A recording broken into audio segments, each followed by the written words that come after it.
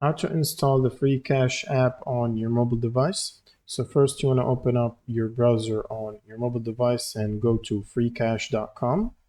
Now you want to scroll all the way down and you should find these two buttons at the bottom that says the Apple Store and the Google Play Store. Then you can click on them and scan the QR code. You can scan it directly from this video on your phone and it will take you to the download link directly to the store. And the second way to do it is to open the Play Store or the Google Play Store on your mobile device, depending on which system you're running.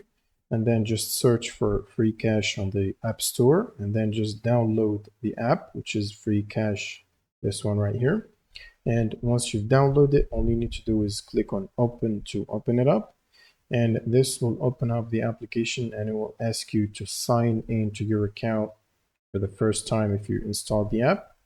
And if you do not have an account, you can click on the link in the description below to sign up for free and create a new account.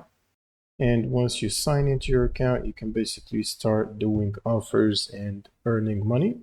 And that's pretty much it for this video. If you have any questions, leave them in the comments below and see you on the next one.